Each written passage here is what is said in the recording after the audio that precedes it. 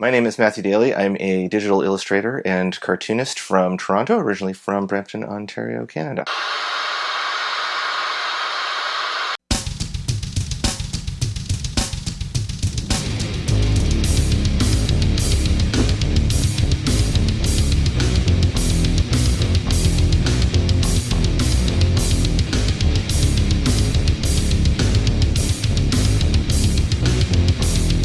As a young kid, I was really obsessed with dinosaurs, as I think every young kid is, and whales as well.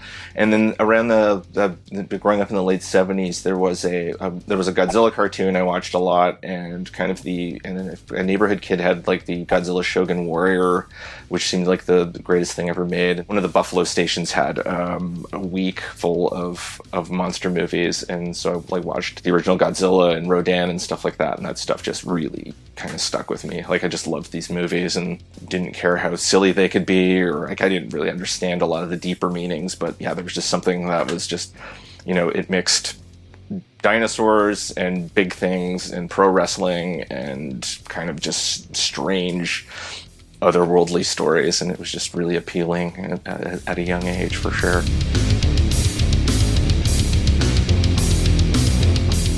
My mother was very much into Peanuts, and that was sort of my first exposure to art, was just from having a lot of Peanuts-based things in the house, and then eventually, growing up watching cartoons and eventually getting into comics. Yeah, it just sort of was always kind of around. My sister was a big Archie reader and Harvey Comics reader, and sort of those came into my life at a young age. Certainly at school, that was something I enjoyed doing, was just inevitably filling up the margins of my notebooks with, senseless doodles. Whatever random weirdness came to my head, just weird, ugly characters of hockey players, Transformers and G.I. Joe type stuff, or, wrestlers, something that was just very much the 80s kid vernacular.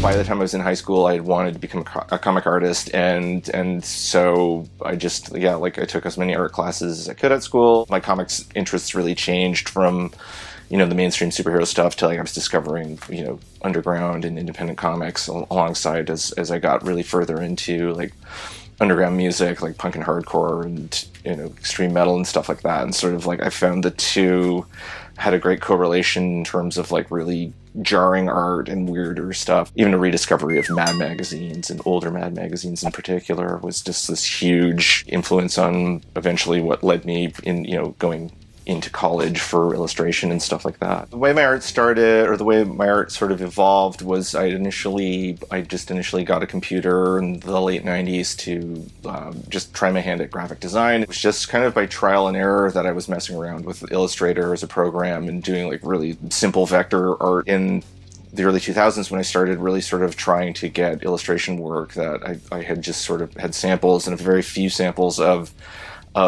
digital art, which people seem to take more to, and so it just kind of seemed natural for me to just attempt that. And so I just kind of spent a few years refining that, and then eventually, initially very simple uses of vector, but as I learned the program, I learned how to bring in outside textures and all that stuff, and sort of built my style.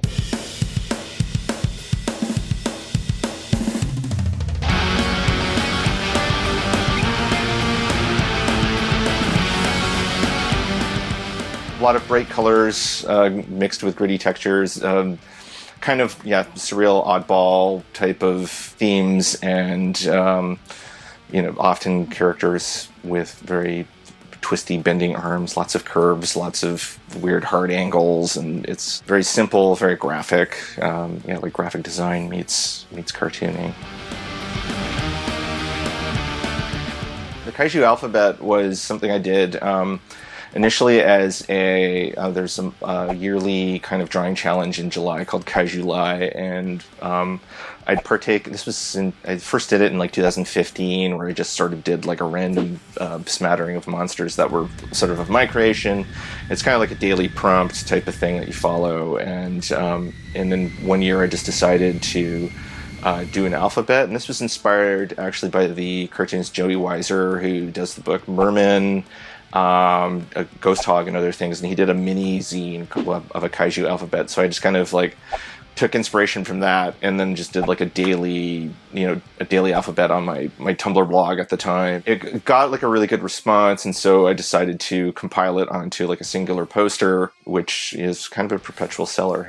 It's just kind of from it's like characters from Ultraman to like Godzilla and Gamera characters, and even some Pacific Rim, and some characters from like the comic Kaiju Max, and it was kind of a fun exploration for a lot of obscure kaiju that I didn't know from like weird Japanese TV series that I'd never heard of.